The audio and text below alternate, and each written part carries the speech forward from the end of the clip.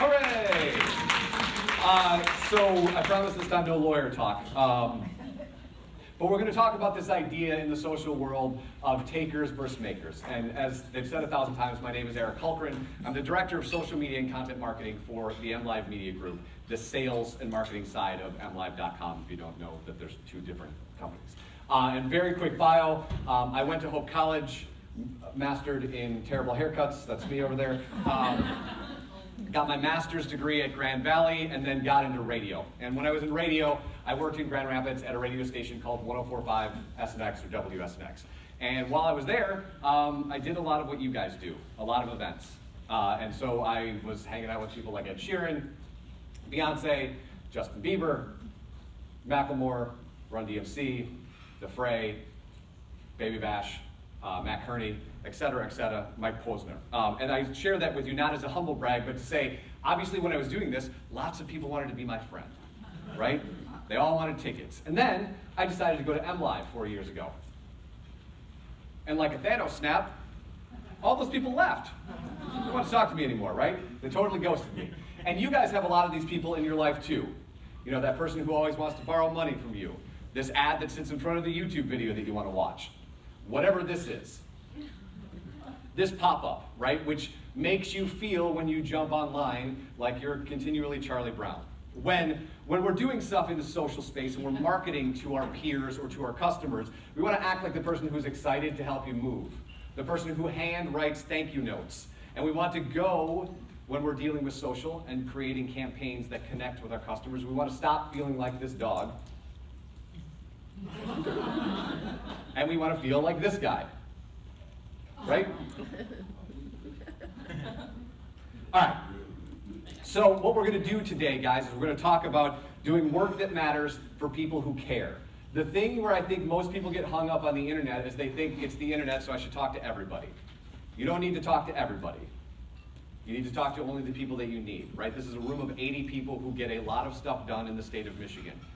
We didn't need to talk to any more of them right now, right? You are in the right place at the right time to talk about what you're talking about. We didn't need to target the entire internet to find you, right?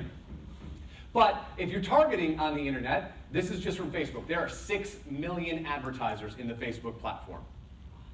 And so in order to run a successful campaign, you gotta boil it down to a couple things. You gotta know where the people you're trying to reach are, what they want from you, how you're going to execute it, and a big one for a room full of people like yourselves, who's going to do that work, right?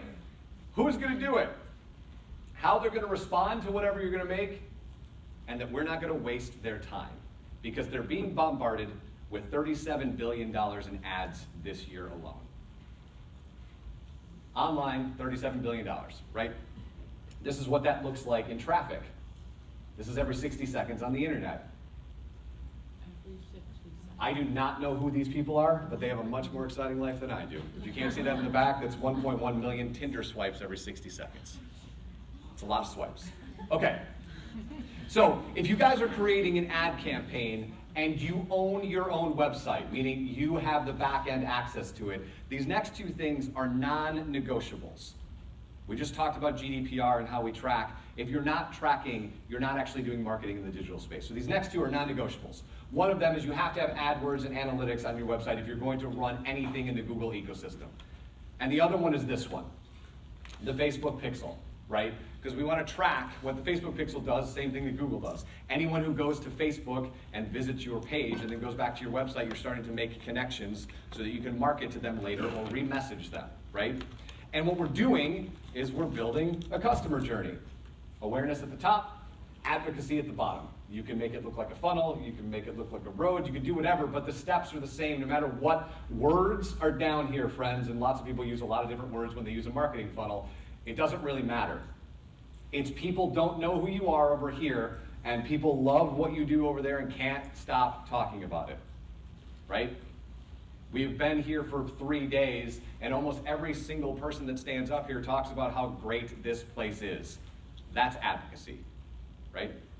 This hotel doesn't need to run ads for the next week because every single one of us are going to say how cool this place is. Okay, and when we're executing at a high level in this space, we're doing what Joseph Campbell would call the hero's journey, except we're not the hero. Your brand is not the hero, which you guys know. You guys are in this space where you make other people look amazing. That's what you do for a profession. You make people look like the hero. We do the same thing in the digital ecosystem. The customer is the hero in this case. And when we do anything, and I mean anything, in social, we don't do it without a purpose, okay? Just like that ding, right? We don't do it without a purpose. So whatever we're doing, if we're trying to build awareness or build advocacy, we figure out why we're doing it, how we're going to measure it, the KPI, and what it's going to do to our business, what it's going to do to whatever the bottom line that we're trying to measure. We're not going to start a Snapchat channel because our 13-year-old told us to, right? We're going to start it because we have a purpose for doing that. We're not going to start doing Instagram stories because we just found some extra free time. We're going to do that because we have a purpose for it. Because in the social space, and a lot of you have seen playing around with your phones all week, right, is every single one of us has the ability to build our own universe. And when we're universe building, the problem with it is, and lots of people that work in small shops that I work with all of the time complain about this idea of making content to scale. I've got 2 people in my office. How can I post on Facebook every single day? I'm going to show you how, okay? But if you're an office that posts a lot of stuff, or a venue that posts a lot of stuff that gets a single like, you're probably like, I don't see the value in being in the social ecosystem. Your stuff isn't getting engaged with for 3 major reasons. You have the wrong content on the wrong channel, okay? You're putting stuff that belongs on Facebook, on Instagram, stuff that belongs on Twitter, on Snapchat. You're putting it in the wrong place, so it's not speaking the right language. Every single one of those channels speaks its own language. So you can do this. It will not work. You cannot put the same thing on Facebook that you put on Instagram, that you put on Twitter, that you put on Snapchat, that you put on Tinder. Those are all different languages, right? You're not evoking a paid strategy. Facebook and Instagram, make no mistake about it, are a paid medium now. Your brand page's organic reach will be 0 by the end of this year, if it isn't already. It will be 0 if you don't pay money to be in that space.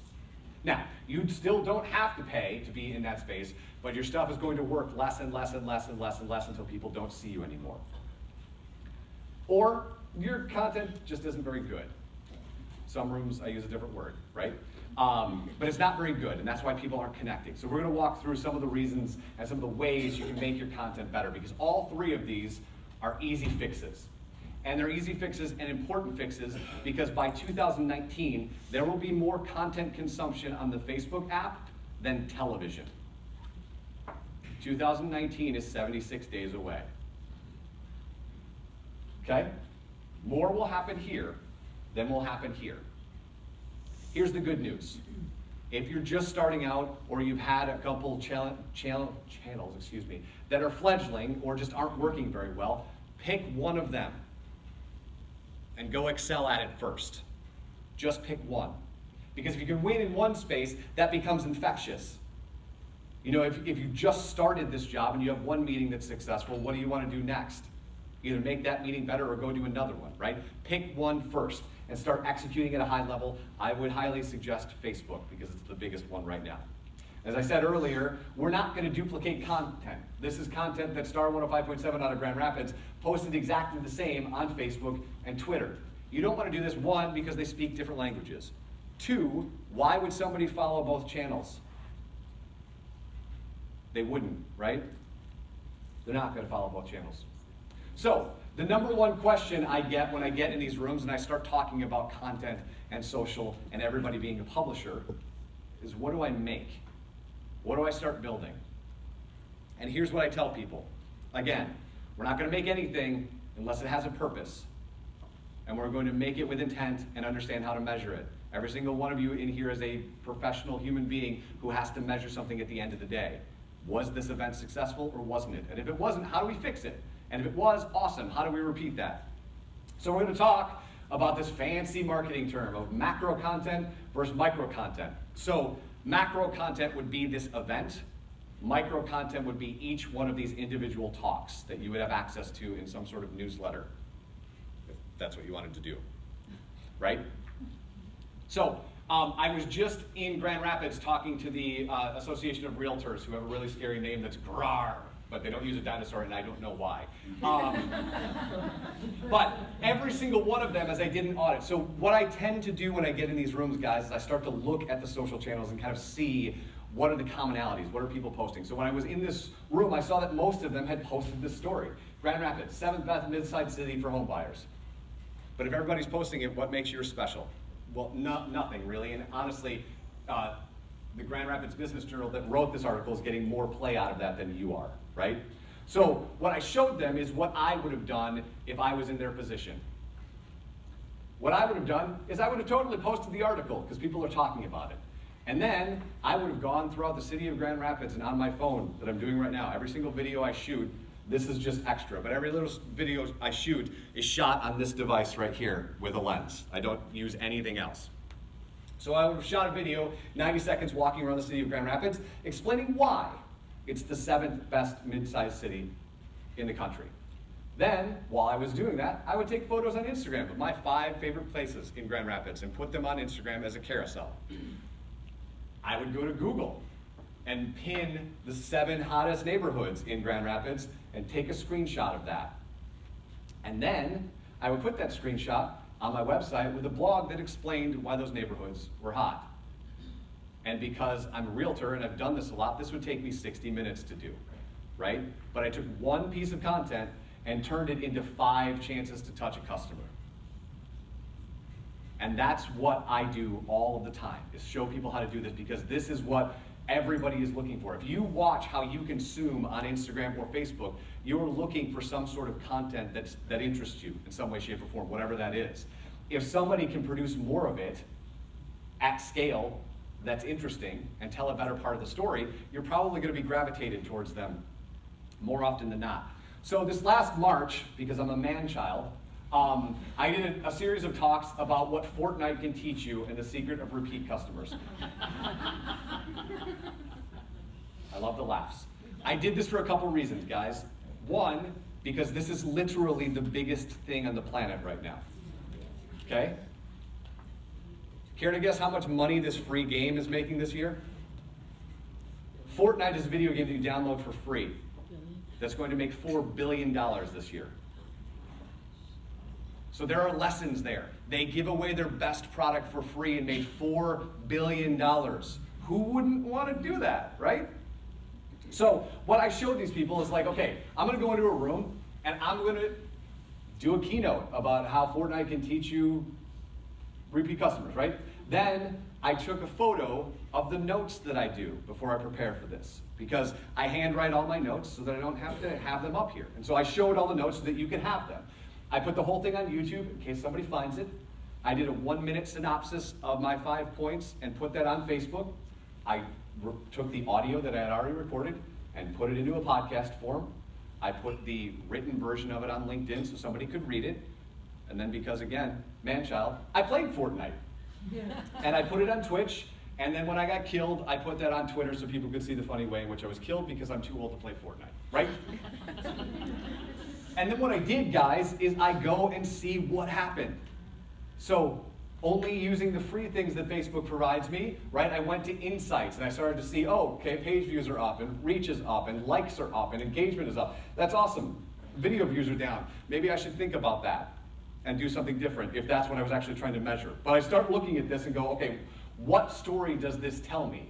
Because total actions on the page being up 100%, that looks great in front of a CEO until they see it's 1, right? So then I go back, and this next slide is not from my page. This is from Michigan's Best, which ranks all the food in the state of Michigan. I go and I see the posts themselves. And what are these things doing, and what can this tell me? Now down at the bottom, this particular piece of content had 40,000 views at the time, which seems amazing. Although, the engagement with that post is only 8%. Meanwhile, who are the early leaders for Michigan's Best Barbecue has 1,000, and its engagement is at 11%. So if I was going to boost one of them, which one am I boosting? I'm boosting the one that's already raising its hand. Okay, the 11% one, because that's where people are engaging more in this particular instance. And I share this story because I think a lot of times when we're talking about social and we're in a climate where we talk about social a lot, vanity metrics are going to kill your brand, right? If any of you have ever put your event as a Facebook event, that's death. Because lots of people can just say that they're coming that don't show up, right? Because they don't actually have to take an action. Vanity metrics will kill your brand. We actually need to measure this stuff. So I'm going to show you how we measure that stuff because it's important. Okay? So buckle up, friends. Let's do this thing. What I'm going to show you is how to create a custom audience off of the engagement that happened on the Michigan's Best page. So I actually did what I said we were talking about. I went to the Michigan's Best page and I used the piece of content that we were just sharing and went to build an audience. So you go up to the Ads Manager and down to All Tools, and over here is a thing called Audiences. And when you click that, you get the ability to build a custom audience. And in this case, we're going to build it off of people who engaged with the Facebook page. And we're going to do it with video, because everybody says video 1,000 times in every marketing thing you have heard this year, right? Video, video, video. So I'm going to pick people who have watched 25% of that video. I'm going to pick the video that I want to promote. And it's been up for 10 days, so I'm going to put 10 days and I'm going to give it a name that I can remember. Video content, 25%, because I'm super inventive. But I do this, guys, so I can find it in the Ad Manager, right? So it's creating a custom audience of the people that have consumed that piece of content. Now I'm going to go in and make what's called a lookalike audience. So this is all the humans that look like they would watch that video, but haven't yet.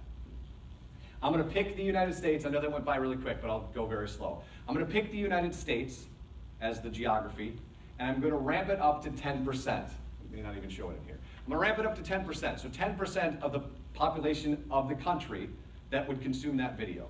And you're thinking, well, that's a lot of people. Yes, it is a lot of people, but we're not going to target all of those people. I just want the biggest bucket of humans to choose from, and then I'm going to whittle it down here in a second. And I'm going to whittle it down in this specific example in the way that you guys might want to. So I'm going to run 3 different ad campaigns. For newbies, these are people who have never been to my event, but I think would be interested. Members, these are people who belong to my organization, but haven't been to my event. And members who are high consumers. They've been to my event or an event, and I can reach out to them. And I'm going to geofence the event that we're currently doing. And I'm going to show you how to do that in a second, right? So how do we make that ad? We go back into the Ad Manager, and we start building an ad for attendees that have been here for the first time, right? Save to draft, and we're going to go in here and we're going to run it for a week, and we're going to put $5 a day against it. So we're not talking thousands of dollars, guys. We're going to take those same 2 audiences, the lookalike and the 25%, and we can do 2 things. We can either, in this particular case for this event, we can target the entire city of Petoskey, Michigan, down to a radius of 10 miles. But that's not really helpful. I'm going to get a lot of waste there. So instead, I'm going to put the address of the hotel and dial this down to 1 mile. So now I'm targeting everybody who's here, and I start to build the ad. And if you've never built an ad, this is a very quick way to do it. Pick an image, hit confirm. But again, when we're talking about measuring, this is where it gets important. This right here is a product that Google creates called URL Builder. And these demarcations, social, link, this was building an ad for Mexican food for Michigan's Best. This is what shows up in your Google Analytics. So you can actually tell if the thing that we're running is driving traffic to your website. We're going to dump that whole URL right where it says website URL. Then we're going to copy the code that looks weird, the UTM code, and we're going to put it in this thing called URL parameter. And we're going to do that, guys, because 90% of consumption on Facebook happens on a mobile device. Remember this if I teach you one thing today. Google and Facebook hate each other. Like capital A, hate each other. 2 whole capital letters, right? So what happens is, even though you're using Google's URL builder, if you just dump it where it says put the URL, that actually breaks in mobile. So it doesn't actually work in mobile unless you put it here. So you have to put it in both places, because the only people that use a desktop for Facebook are marketers, right? All of us who work in this space use desktops or laptops or anything like that. The rest of the world uses their phone, and this is how we're going to track them, right? And we're going to figure out what we want to send them. Again, if we were doing it here, if I was doing this, what I would do is put the geofence around this building, and I would look to serve you guys a lead gen ad. Hey, I do a newsletter on social media tips. Would you like to join it? Click yes, right? And I would drive you to a page on my website designed specifically to talk about what we did here today. Because the other thing that a lot of people mess up when they're playing in the social space is they measure against link clicks instead of landing pages. Very quickly on that difference, okay? Link click is you just send them to your website. Go, you figure it out, right? It looks pretty great because you get a lot of clicks. But then when you take that data from Facebook and you match it up with your Google Analytics, you're going to see what's called the bounce rate, the number of people that have left your website. And that bounce rate is going to be near 100%, and the time on site, meaning the time they spent on your website, is going to be about 4 seconds because you didn't send them where they wanted to go. This whole thing, and you guys have talked for 3 days about being kind to one another, being empathetic, understanding the speaker's needs versus your needs versus the venue's needs. Same thing here. If you need something from me, I want you to get it as fast as humanly possible. I do not care how many web page hits I get every month. It's a silly, silly metric. Silly. What I do care is how many people signed up for my newsletter. How many people responded to that? When I come in a room like this, how many people talk to me afterwards? That's the stuff I can actually measure. So a landing page is something specifically designed for the campaign. So if I had a landing page for this, I would send you to the landing page that would say, hey, thanks for attending blah, blah, blah. Here's the deck that I did, or here's a video that I did, and you can sign up for my newsletter here. Most people, though, will be over here. They're just going to put theincrediblehulk.net, you figure it out. They're going to spend 5 times as much money, but they're going to get a lot of clicks that don't convert. You want to be over here. And this is directly from Facebook, directly from yesterday. So one of the things that we're able to do because of how large a company we are is we have bi-weekly meetings with an actual human being who actually works at Facebook, which is super helpful for you guys, because if you have any questions or problems that you're having with Facebook, when you get to the end of this and you find my email, send me those questions. I will help you with them, because their support sucks if they don't necessarily care about you, right? And then when we're building a campaign, this is the other thing that Facebook will talk about. We want to look at these 3 things. Branding, so telling people about your event, getting people to respond, so direct response, and placement. So where are we putting this thing? And one of the things when you play in the Facebook ecosystem is it will do automatic placements. So if you make your ad able to go everywhere, it will go on Instagram, it will go on Messenger, it will go on Instagram stories, it will go on Facebook, and it will go on something called the Audience Network, which is exactly like any website you go to that has ads on it. That's their version of the Audience Network. Google has their own version, right? The other thing that is super helpful that we have found great value in is planning. And I know no one in here likes to plan. What are we doing and for how long? Have some sort of documentation. Again, we don't want to just jump on Facebook and make an ad because we think that that's a good thing to do. We want to know what the goal of the campaign is, what are the objectives, where do we want to put it, who are we targeting, and how are we going to measure that, and how much are we going to put against that. And if you haven't done a lot in this space, guys, we're talking about 5s and 10s, not thousands or 10,000s. Play first, figure out what you're doing, and then do more of it. So very quickly, a couple of notes on Instagram. It is currently one of the fastest growing apps on the planet. It's part of the Facebook family, if you didn't know that. This is a comparison to just about every other platform on the planet compared to everything that Facebook owns. So if you're only doing one thing, you should probably be in the Facebook ecosystem. I call it the 3 branches of Instagram because you have Instagram Stories, Instagram TV, and the Instagram newsfeed. And in June of this past year, they passed 1 billion active users. And the good news is, guys, a lot of marketers and branders don't really know what to do in this space. They're not very good at it yet. And a lot of what you probably are seeing is this world of influencers. And these are people who put content up disguised as organic, disguised as, I just happened to take a photo of my sock today, right? And it's actually sponsored, right? Because that's a way that they can make a connection. When we're trying to make an authentic connection, the more human we can act, the better. And on Instagram, it's no surprise, fashion and apparel is killing in this space. What's also killing in this space, guys, is this idea of micro brands. So these are all of these weird artisanal brands that you've never heard of that sell things that you didn't know you needed, right? This is where Dollar Shave Club comes out of this universe, right? You didn't even know you needed a competitor to Gillette until you got one. They're doing amazing on Instagram because they're able to connect in an authentic way and build a fan base. And if you want to make a case study, because most of what I do, guys, is a lot in the retail space. I talk to a lot of retailers who are scared to death of Amazon. This is hopeful to them, because if they're an artisanal brand, right, they're a bookstore in Petoskey that has a really unique story, you can still carve a niche out, because we don't need all of the internet, we just need part of it. The other thing that Instagram has is this thing called Instagram TV. It's not yet a thing that lots of people are using. How many of you even watched anything on Instagram TV? 2.5. Are you okay? 2.5.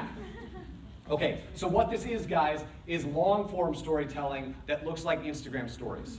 So it's filmed this way. And this is the most interesting thing about the modern way in which people are using the social internet, is vertical storytelling. Because forever, and there are a lot of you in this room that are the same age as I am, we watched everything this way. Television, movies, our Nextels when we had them, kidding. And when the iPhones came out, we watched everything like this, the way our laptop is acclimated, right? But we know that people naturally want to hold their phone like this. So that's why you're seeing the development out of Snapchat and Instagram stories and Instagram TV of vertical storytelling. And the struggle is, lots of people are not good at telling a story this way. Most people do what? I'm telling a story vertically. It's my face, and a lot of my face. Because it's really hard to tell a story this way if I can't go like this. But you can play around with the aspect ratio and tell some of the same stuff that you would do on Instagram, right, which would probably be this image, in a much longer form, right? You can mess around in Photoshop over here to show the power of a book. You can put a whole bunch of stuff that makes it look like you're being efficient, right? And the thing about vertical storytelling, guys, is on Instagram stories alone, you're seeing it's outperforming Facebook. And it has this really interesting thing. If you're not a nerdy marketer, all you need to know is in 2015, it cost you nearly $7 to find 1,000 people on Instagram, and now it's less than 5. That doesn't happen in digital. You don't get more people and it gets cheaper, right? You get more people, it gets more expensive. But right now, as we're talking, it's less than $5 to reach 1,000 people. And if you're in sports or entertainment, lots of people are completing that vertical view on Instagram stories. And for you guys in this room, as you're making your events, you're creating what we were looking at earlier, right? People want to see that stuff. They see plenty of this view, right? Plenty of the people watching the event. But what did it take for you guys to actually make this? You know, what's the meeting look like? What's the whiteboard look like? What does the setup look like? When this room is empty, what's that look like? That's the stuff that brands are having success with on Instagram stories. It's a little bit more raw of a way to tell a story, but in sports particularly, they're getting to see a behind-the-scenes view of whatever's happening with their favorite sports team. So again, we want to know where they are. We want to know what they want, not what you want. The people that are coming to your event, what do they want to know? How are you going to execute it? Who's going to do it on your team? How are they going to respond? And we're not going to waste their time. And not the last thing, but a couple last things, and then I'll answer whatever questions you guys have. We're going to create more than you curate. I just did 30 minutes in here on GDPR, so we're going to tie this back in. In comedy, they call it a callback if it was funny. This won't be funny. I've got a friend named Justin who posts a lot of positive stuff that you might call listicles. You know, 7 pieces of toast that look like Taylor Swift, right? Stuff like that. So he posted this story. This dying 24-year-old has life advice you might not be ready to hear. And immediately, he gets served this from Facebook.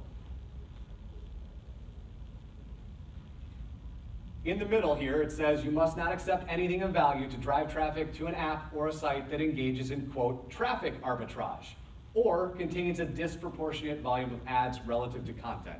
If we go all the way back to that crazy auto ad, that's what they're talking about, where the whole page is filled with ads and it's got 100 words of text on it. So it tells him that this post violates that in some way, shape, or form. And then in vintage Facebook fashion, immediately serves him an ad to say, this post that you posted is doing better than all the others. Do you like to boast it? Do you want to boost it? Well, I can't boost it because you told me it breaks your right. So because of GDPR, guys, Facebook is having a really, really, really hard time determining fake news and clickbait. So it sees it as the same thing. So if you're going to share stuff, and I don't know what you guys might share in this space, but if you're going to share stuff that is the 7 pieces of toast that look like Taylor Swift, be super careful that you know where it's coming from, because likely they're going to ding it because they see it right now as the same thing, because the algorithm has no idea how to tell the difference. So it looks for commonalities and just goes, this is a violation. It cannot be on our page unless you want to pay it to be on our page. Okay. All of this to say that if you get in the habit of making content over and over and over again, it pays dividends. I do a lot of work with chambers. This is the chamber in Sparta. This is Becky.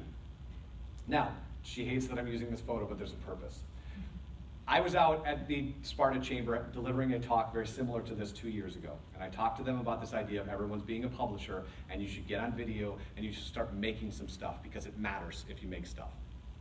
So she took my advice, and she started doing Facebook Live. She did not like doing Facebook Live, as you can see here. Her first one has 1 like, 1 share, and 164 views. Fast forward 6 months. This is her now. That, friends, is the face of somebody who's doing her favorite thing of the day, is interacting with people. And you can see in just 6 months, she's got nearly 1,000 views and 6 shares. Again, not the whole internet. It's a chamber north of Rockford in Grand Rapids. 1,000 people is perfect, right? And she's having the time of her life because she's able to do this over and over and over again. And the reason we make content over and over again is because we don't know when people are going to find it. This is Becca Aldrich. She works in our office. She is an expert in the Google search engine. She coaches people and clients about how to reach people on Google and serve them ads that will make them do things. So she understands how to find things on the internet. 4.5 months ago, she needed a new couch. She maybe promised to tell you that this is not her couch. So what did she do, friends? Yes, she went to Google. She started searching around. And she found a lot of the usual suspects. And she went to some of the usual suspects, and nothing was connecting with her for 4.5 months. This person who specializes in search can't find the thing she's looking for.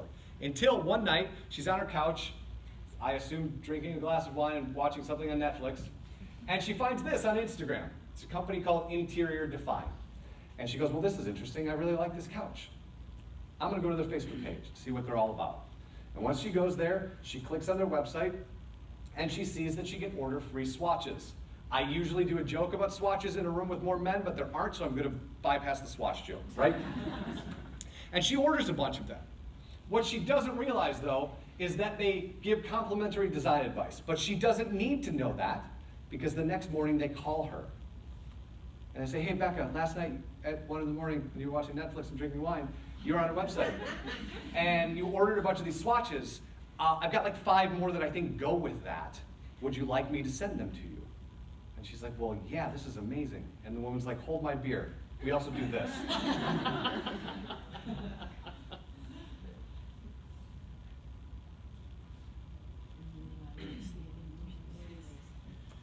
So that, friends, is augmented reality that's scanning her living room. And she wants a chair, the blue chair, to see what it looks like in her living room. For 4.5 months, she's looking for a couch or a chair. And this company was there the whole time, doing this amazing work. So we start and we make content right now because we don't know when we're going to bump into her. And you bet your butt she bought that couch, right? So the idea, guys, and I'll answer some questions here in a second, is that we want our customers to feel like this every time they have an interaction with us, right? every single time. Not once, not twice, but every single time. We want them to walk out of our event or walk into our venue and feel like this. And so with that, I will ask if you have any questions. And I will put up my email address, which is the easiest thing of all time, but if you want to reach out to me, you can find me there. Go ahead. Really awesome presentation. It actually made sense to someone who's not tech savvy, so thank you, Eric. In regard to Becca, one of Yes. your last slides, one of our concerns at our organization is that we want to reach out and use all of these awesome analytics, and we use MLive and we love you guys, but we also don't want to be the stalkers. Sure. So are there people in Becca's situation who get a call 10 hours after she's online with the sofa company thinking, you guys are stalker creepers, hang up, and I'm never dealing with you again? Do you have any advice or analytics on the percentage of people who are like turned off instead of turned on? I don't have analytics, right, but I can find some for you to back this up. But what I tend to do is take a healthy dose of my gut and back that up with analytics. And to me, if I was looking for a couch and an expert wanted to call me and tell me how to make that experience better, I probably wouldn't be turned off, right? Amanda, I don't actually know what your organization is, but if you're delivering value, you don't have to call them. Maybe that's too creepy, but you can email them, right? And she did give them their phone number. They didn't find, you know what I mean? They didn't find it and call her in a super creepy way, right? She gave it to them. But there are other ways to do that. And that's why, you know, if to use a real world scenario, one of the things that we wanted to do this year was we wanted to eat a little bit of our own dog food. A lot of agencies suck at their own content because they're busy doing yours, right? So starting in January, I was doing twice a week, making 90-second to 2-minute social media videos that are all on the MLive Media Group Facebook page, 2 a week since January. It took me till June till a customer called us as opposed to pitching the other way, right? So I didn't call anybody and say, we're doing this stuff. I just kept doing it. And then I got into different rooms with more interested people who told their friends because we did this every single day. So I would start on the outside before you get on the inside. It's like start making stuff that people can't get enough of in whatever you do. And then they won't care that you called them or emailed them or texted them because they want to hear from you. Even though email is usually a dumpster fire for most people, everybody in this room has 2 or 3 that they subscribe to that they cannot wait to read. I don't know what those are, but every single person does. And the rest of it is junk, and you just delete it all, right? That happened because that person, that entity, that brand, that whatever, started a relationship with you, right? And I use that analogy a lot because I think that's the best way to win in this space, is that, you know, Tinder makes a lot of funny jokes, but it's not a great way to run a brand, right? The way to run a brand is let's talk for a second, let's grab a cup of coffee, let's do that one more time, let's go to lunch, let's go to dinner, let's see a movie, right? And we're taking the long tail to do this because I want you to be around for a while. I'm not in the interest of going out of business next year. I'm in the interest of building a community around the thing that I do, so I'm here forever. So I don't actually care if I put content out that 8 people consume because those 8 people needed to consume that. I actually care if those 8 people get value out of it. That's why I'm doing it, which allows me to then reach out to those 8 people and start building a thing. And that's the other thing that makes this shiny thing so hard to deal with, is that we think because 1 out of 7 human beings on the planet is on Facebook that we should talk to all of them. And that's the fastest way to break your brand. The way to start it is go start making something today, whatever that is, and then I totally want to hear from you in whatever fashion that might be. Does that make sense? Yeah, it does. Thank you. Okay. Go ahead. I get likes on my Facebook page, but I have no idea how they come to find me. Okay. And obviously if they... I don't either, so. Well, obviously if they've liked my Facebook page, there's something there that has intrigued them. Right. So how do I go about reaching out to them? What's the best way to, again, not be a creeper, but, you know, I'm in the business of trying to help people do events, so. Right. And so, like for you, to me, anybody in that space, which is most of this room, a lot of what you guys do, capture it in 30 or 60 seconds, right? The number one thing I do on event day is this. Anybody else have this thing, right? and see if people react. And as they react, you know that that's the path you should start going down. My favorite thing the thing I cannot start event day without is this cup of coffee that Starbucks makes in October, right? That's something that everybody can agree with unless you hate pumpkin spice, right? But start to give them tips. Again, to go back to the Fortnite example, give away some of your best stuff. In our office, I always call this the Ruth Chris philosophy. If you want to make a Ruth Chris steak, Google it, friends. It's on there. But it won't taste like theirs, right? So we still got to go to the restaurant. You can give away your best tips, but no one is you. Okay? I'm going to give you guys this deck if you want it. Every single thing that I ever say ever, I capture in 60 seconds and put out on the internet. There is literally no reason for me to be in this room except for the fact that I'm in this room, right? And honestly, this is my favorite part of doing this stuff is I'd much rather do Q&A, but I haven't gotten to the point where I can just walk into a room and go, okay, let's talk, right? Because that's what I'd like to do. I'd much rather do this stuff. But we give away that stuff all the time because I know that there are people that find value in it, and that's awesome. And then there are people that understand one of them or like one of them and don't understand another, and now we're having a conversation. And then maybe I'm coming to your event. Or maybe you're doing, you're buying something from MLive or whatever, but we're giving away content all the time to get you in the ecosystem. Because again, digital aside, events aside, like you do some special stuff in event space, but event space as a generality, you can Google how to do an event, right? Yeah. Rent room, get tables, microphone, right? Not a good event, but an event, right? Right. I'm dead serious, right? Like this room is full of savages who can do an event with a capital E, right? But anybody could just rent a room and put on a terrible conference. There's 90 happening today, I promise you, right? They probably Googled it. They didn't want to call an AV guy. I got it. I have a Bluetooth speaker. Well, it'll be fine. It'll be fine, right? We're not worried about those people. We're worried about people that want to do professional events or whatever we're pitching, right? And we gather those people up by standing in front of a room and going, hey, I'm going to show you all the gear that I have that you could just buy and try it yourself. Or, right? Or I could do it because I'm an expert in it. But I mean, that's what he just did. Showed you all the things that he uses. Don't need him anymore, right? No, that's not it. He shows up and knows how to put this whole thing together and take this whole thing down. But he gave away his best stuff for free. All of the tech. Everything that's in this room, you know what it is today. Does that make sense? Yes. Okay. So I have kind of a two-part. Sorry, Dan. One is, I'm on the facility side. Okay. Yep.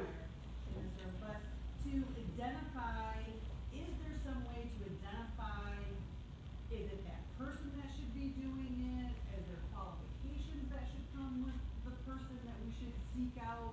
So, okay, so our question began here is how do I pick the person to do the social thing? Correct. Yes. I like to use these two things. Passionate about it, and I trust they won't light my brand on fire. And that's it. And I'm, again, not to drive a finer point on that, but you want somebody who gets up every single day and cannot wait to make a piece of content about what you do at your facility. Cannot wait. That's who you want. And and this is a fun experiment, right? If you go on LinkedIn and you Google social media expert as a job, these people are looking for unicorns, right? Must understand Facebook and Google and Twitter and Facebook and Snapchat and Photoshop and InDesign and Adobe Premiere and also know how to put up and tear down live event space and have TV experience and also one time they went to Mexico, right? That's what they're looking for. Those people don't exist. And the best way to build it is to give somebody the autonomy to fail in the space who loves what you do. If you go all the way back to my YouTube channel when I started it in 2006, that video was terrible. But you can start to see what's going to happen 12 years later from that single video because I was given the autonomy to just start a thing. And so my best advice to you is find somebody and tell them to go. And grow that person into somebody who you can walk to whoever your decision maker is and go, that thing we're doing on Instagram sells 1,000 tickets a month. we should give that person a raise and hire them a videographer. And now that staff is of 2. That, to me, that's the ideal. Is that helpful? Okay.